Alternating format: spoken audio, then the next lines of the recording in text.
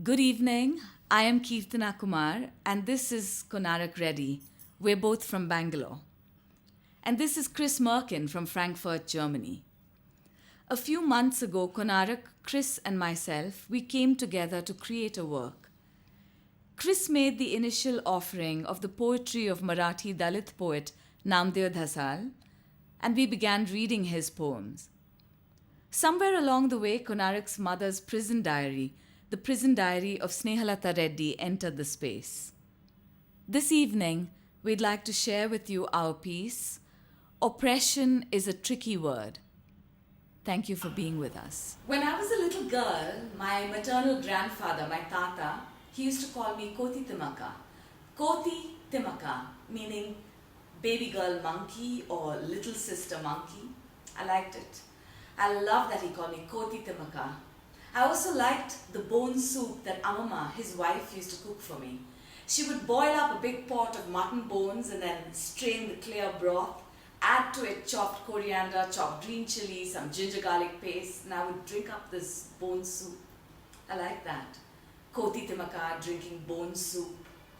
I spent a long summer with them once while I was healing a leg injury, and in that time I read all the books they had in their house. One time it happened that I was reading some book or the other, and Tata came into the room and said, "Don't read that book, she wasn't a chaste woman." And Amama came in shortly after and said, "What are you talking about? Why are you talking to a little girl about chastity?" And he said, "No, Queen Victoria, she wasn't a chaste woman." I read the book anyway. I also read a book called A Woman in a Man's World, about a woman doctor sometime in the 1950s, much like Amama was a woman doctor in the 1950s. A man gave Amama that book. The other book that I read was Peter Pan and Wendy. So I read the Chastity book and the Woman Doctor book and Peter Pan and Wendy. In Nainama and Tata's house, that's my paternal grandparents in Madras, in their house there were books everywhere. There were books in the hall, on the corridors, in the veranda, in the bedrooms, of course, in the kitchen, in the puja room. In the puja room, there was even a big giant bookshelf with a couch in front of it, and then there was a picture window through which one could see a pomegranate tree.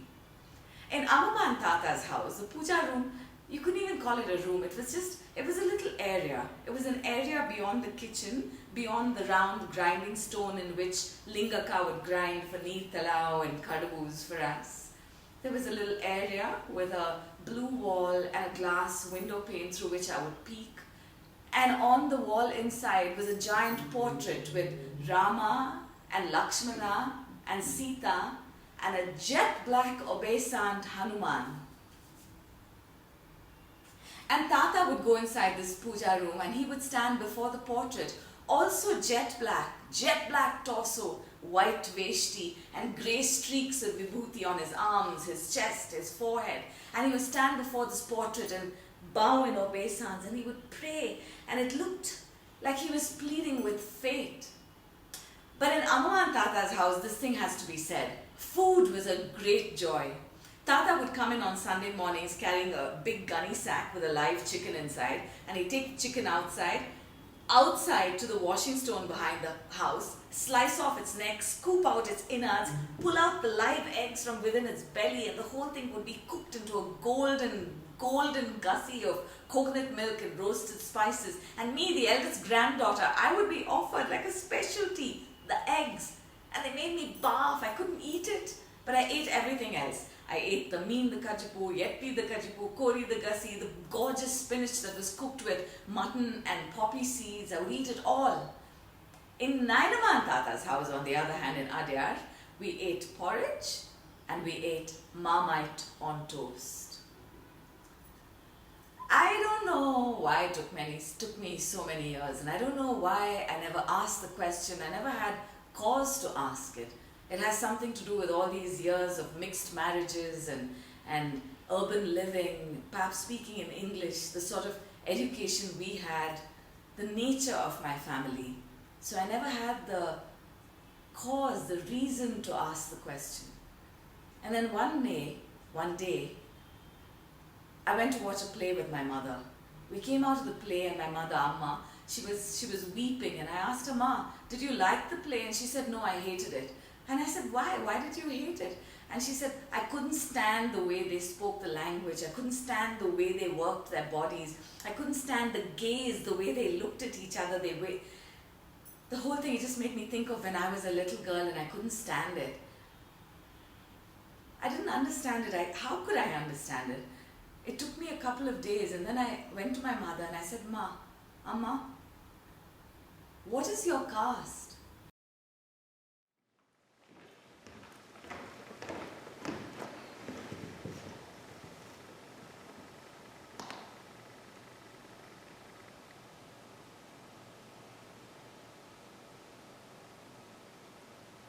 Mein Flug nach Bangalore war ein Höllenritt.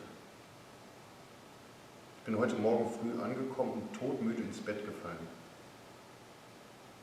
Mittags bin ich wach geworden. Das erste, was ich gemacht habe, war in der Church Street nach einem Buchladen zu gucken, Blossoms. Ich habe die Gedichte von Namdeo Dhasal gefunden, für die ich mir zu Hause so die Hacken abgelaufen bin. Später habe ich Cookie und Kirtana getroffen. Wir haben eine Flasche Wein aufgemacht und angefangen, über das Projekt zu reden. Ich habe all die Materialien, die ich gesammelt hatte, gezeigt. Die Bücher und die Fotos von Henning Stegmüller, die Azadi-Speech von Kumar, den Selbstmordbrief von Rohit Vermula und die Texte von Carl Sagan über den irdischen Chauvinismus. Irgendwann hat Cookie angefangen, über seine Mutter Konarak Reddy zu sprechen. Über das, was ihr während des politischen Ausnahmezustands in Indien passiert ist. Ich lese jetzt ihre Gefängnistagebücher.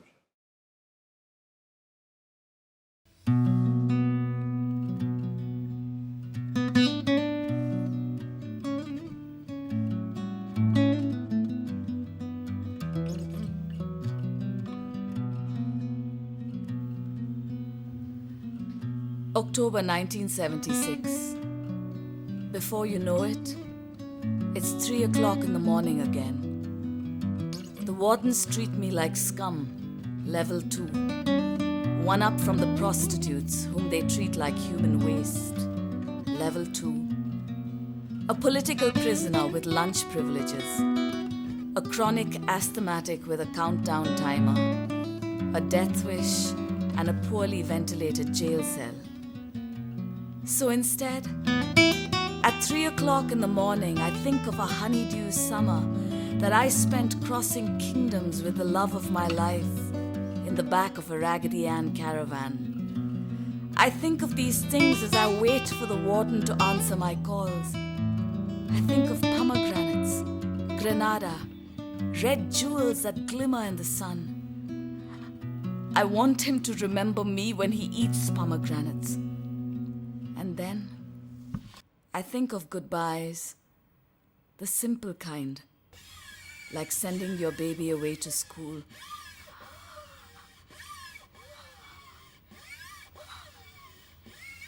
But that doesn't help the breathing. So I stop. I think of these things as I wait for the warden to answer my screams. I think of the ocean as I hear a bell ring, meaning the gates were opened and someone was sent to fetch a doctor. I think of how the dark, wet sand lights up when you squeeze your toes into it, tricking you into believing your footsteps are made of light. And I think they must be made of light, or at least they must have the capacity to be, to leave behind them these little pools of luminescence. And it must be this which is the essence of humanity, this which makes us glow in the dark.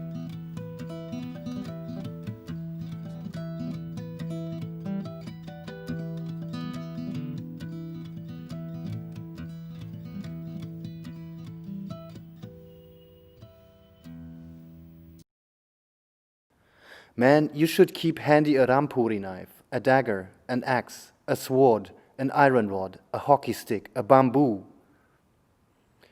Mensch, du solltest immer ein Rampuri-Messer griffbereit haben, einen Dolch, eine Axt, ein Schwert, ein Eisenstock, ein Hockeystock, ein Bambusstock. You should carry acid bulbs and such things on you. Du solltest Säurefläschchen und solche Dinge mit dir tragen. You should be ready to carve out anybody's innards without batting an eyelid. Du solltest bereit sein, jedermanns Innereien auszukratzen, ohne mit der Wimper zu zucken. Commit murders and kill the sleeping ones.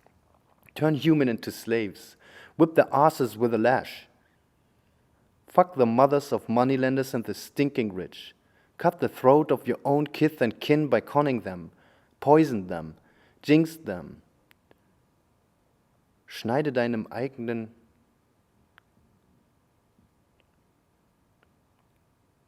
Fleisch und Blut die Kehle durch, indem du sie betrügst, sie vergiftest, sie verfluchst. Cut the throat of your own kith and kin by conning them. Poison them. Jinx them. Ich habe es immer noch nicht geschafft, mit dem Rauchen aufzuhören. Heute Morgen stand ich wieder im Hof und habe eine gequalmt. Und plötzlich kommt wie aus dem Nichts so ein Kerl geschossen, schreit mich direkt an, dass ich hier nicht rauchen dürfe. Der hat mir eine richtige Angst eingejagt. Ich konnte gar nicht reagieren und habe ihn nur angeschaut. Da ist er fast explodiert und die Treppe hochgerannt zu Cookie und Kirtana an die Tür.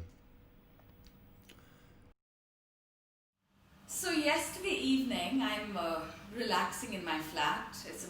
It's about 6 in the evening, and suddenly the doorbell rings. I go to open it, and I see a young man standing outside there, personable, wearing Bermuda shorts, a red T-shirt with Compaq or Intel or something on it, red tilak. I don't know him, so I reach my hand out to greet him, and before I know it, he's screaming at me. He's spitting and spewing. You have a guest in your house. He is disrespectful. He's been smoking in the common area. Which country is he from? Is he German? I don't have a response. My mind is stuck on common area. Common area. When I was growing up in Bangalore, the city was my common area. And now I have to consider what my daughter wears when she goes out, how late she's out. Common area. Diese Demonetarisierung ist schlimmer, als ich am Anfang dachte. Ich dachte, die Leute würden die Banknoten einfach weiter benutzen und nichts würde sich ändern. Dummerweise habe ich keine Kreditkarte. Die Idee, jemandem Geld zu schulden, fühlt sich an, als wäre ich ein Zombie.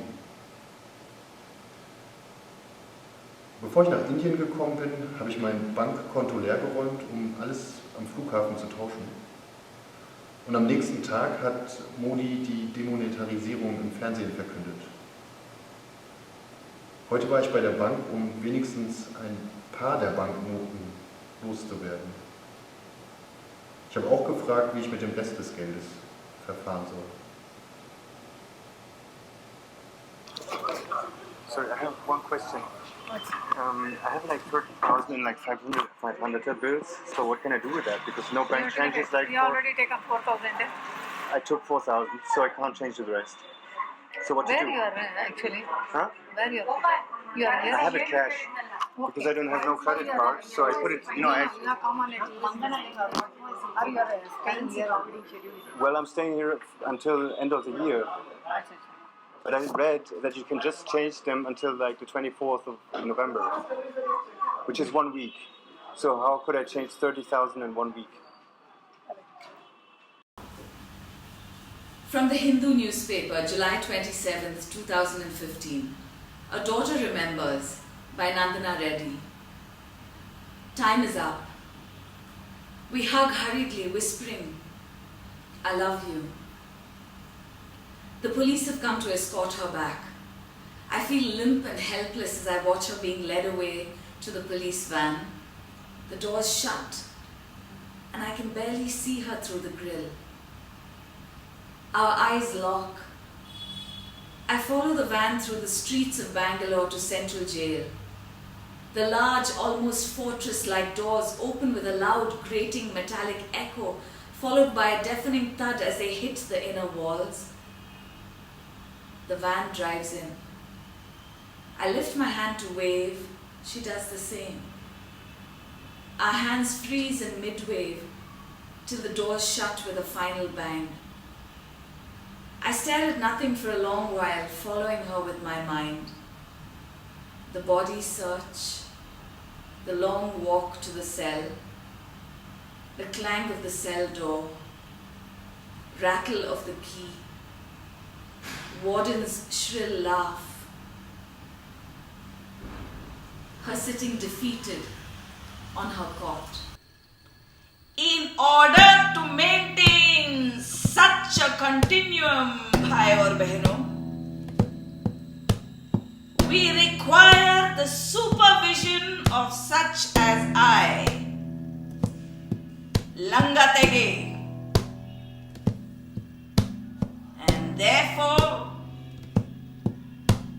I am appointed as such a cultural warden.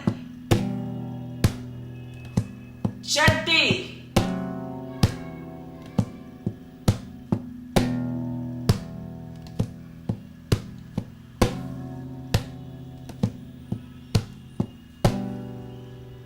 Injati. Good morning. I always wanted to be a writer of science like Carl Sagan. I loved science, stars, nature. But then I loved people without knowing that people have long since divorced from nature. Our feelings are second-handed. Our love is constructed. Our beliefs colored. Our originality valid through artificial art. It has become truly difficult to love without getting hurt. The value of a man was reduced to his immediate identity and nearest possibility.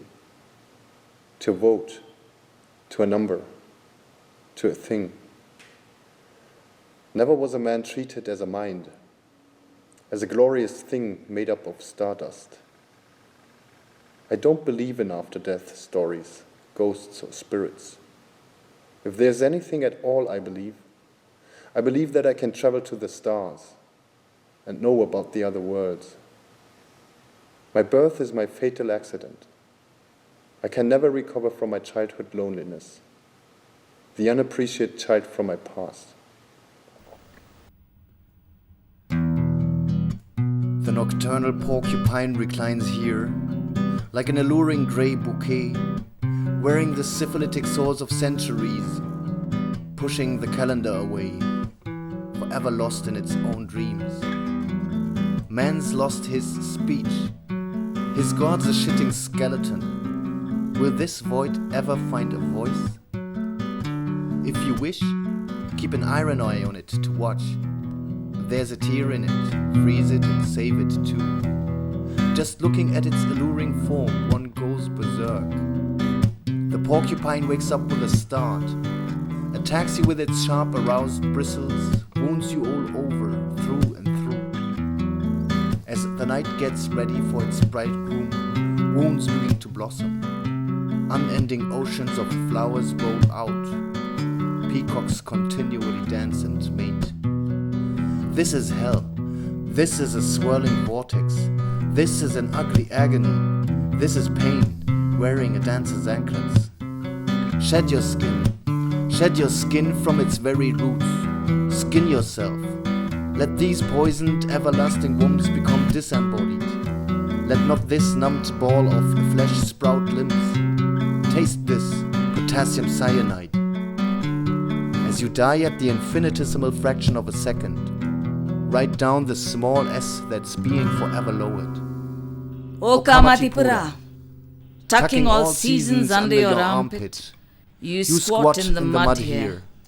I go beyond all the pleasures and pains of whoring and wait for your lotus to bloom, a lotus in the mud. My childhood was a rather happy one. But 4 or 5 years ago, I started to look for my father. We hadn't met for 15 years. And it didn't matter to me at that time, but somehow it started to matter. And I had the address. It took me some time to find it. So 2 or 3 years ago, Christmas, on my way back home, I passed the village and I went out the train, looked for the address and rang the doorbell. And my father opened up the door and he was quite surprised. And instead of inviting me in, he said, "Kris, wait a minute. I got my jacket and then we can go for a walk." So we went for a walk. And well, immediately we started to talk like I was 16 or 17.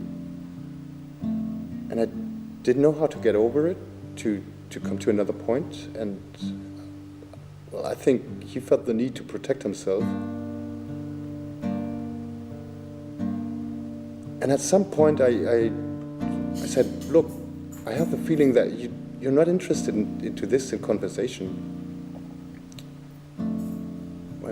And he stopped and looked into my eye and he said, "Well, it's true.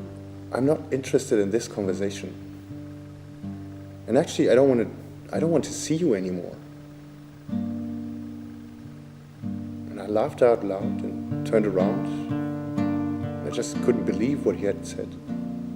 So I turned around again. And I saw the back of my father walking down that long street back to the village until he vanished into the shadows.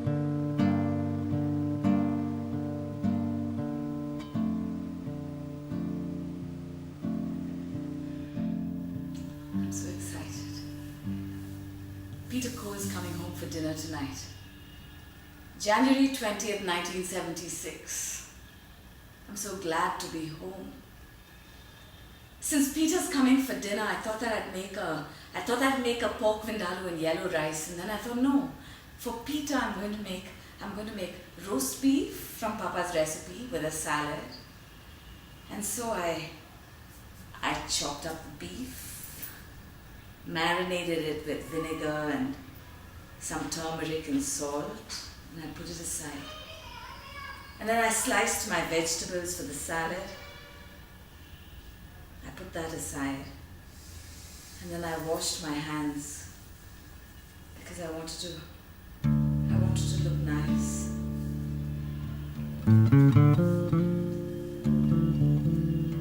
I pulled out my pink ikat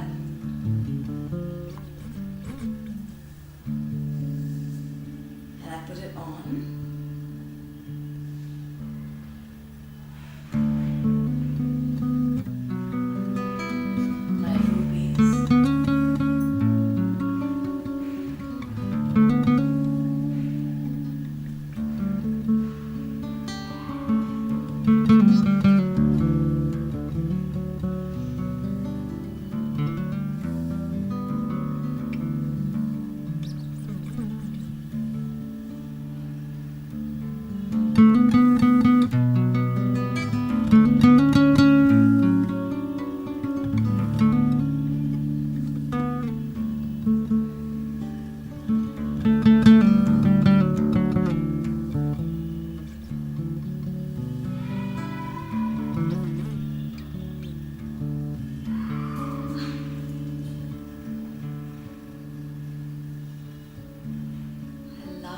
Bangalore winter days.